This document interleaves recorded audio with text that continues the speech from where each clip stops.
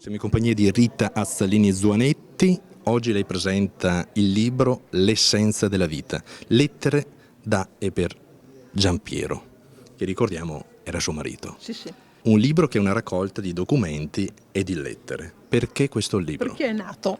Praticamente ero il Ballux che mangiavo il gelato, un bel gelatone, e ho pensato, ma guarda un po', sono 5 mesi, un giorno che tu non sei più qui fisicamente almeno.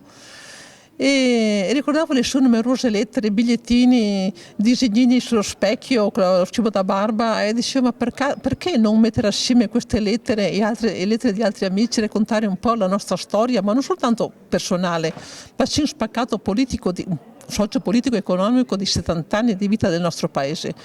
Infatti questo libro racchiude una sfumatura sul fascismo, poi partigianato con le sue ombre e con le sue luci, e una assieme di racconti di montagna, le cartoline rosa, il carcere militare, la scuola enologica alla sua amata scuola Cerletti di Conegliano, e tante altre cose del suo lavoro, del nostro incontro, la montagna, vari aspetti della montagna che l'ha sempre aiutato e ci ha aiutato veramente a andare avanti nonostante tante vicissitudini che ci sono capitate.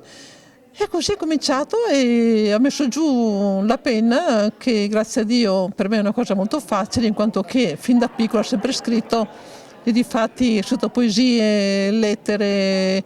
Questo è un omaggio a noi, ai sposi, perché è facile separarsi, ma poi è più difficile rimanere assieme quando ci sono le bufere della vita. Ecco, quindi è un spaccato della nostra vita. Figlia d'arte, possiamo definirla, perché la bisnonna aveva le stesse doti. Che Elisabetta Dochwart è nata 100 anni prima di me, aveva queste doti, ma siamo in tanti. La zia Miranda è 30 anni che è morta, ma tutti la ricordano ancora, perché hanno questo dono di vedere anche dentro nelle persone, di aiutare. Non niente di strano, sa? Se si sta un po' in silenzio, senza quel rumore assordante della televisione, eccetera, si riesce a essere un po' con i stessi e capire di più il prossimo. Non è la pranoterapia, anzi abbiamo una scuola, fra l'altro. Io ho 30 anni, 40 che lo pratico, l'ho visto fin da bambina. Per esempio viene uno per una storta, per me è facile, la caviglia è fuori posto, appoggio le mani, 10 minuti con fiore, va giù tutto, faccio così un po' con le dita e il piede si trasforma, si mette a posto. Non ho niente di strano, l'ho sempre visto fare da piccola in su.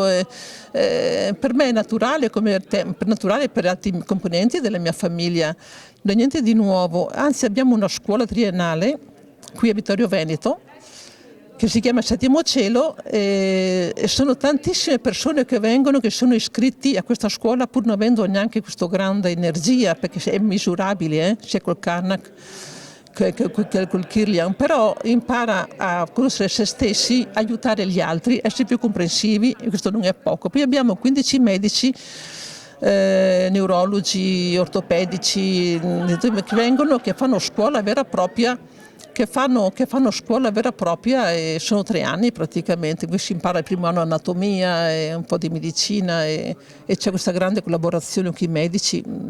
Ecco, questo sì. Lei prima mi raccontava che ha visto l'aldilà. Perché quando si prova ad andare dell'aldilà e si vede cosa c'è, quell'amore così immenso, incondizionato, questa libertà di movimento, questa armonia. Questa armonia che avvolge tutto l'universo, poi leggerà, se legge l'ultimo capitolo dell'altro mio libro, capirà ciò che riferisco, per tornare in questo corpo materia. È un po' difficile. Il ricordo rimane, la nostalgia rimane, e non si è più quelli di prima, cioè il nostro pensiero si espande all'universo, si è tutt'uno con l'universo. Non è più grettezza e posso dire materia, solo materia pura, ma bensì anche spirito, energia, amore, amorevolità, comprensione.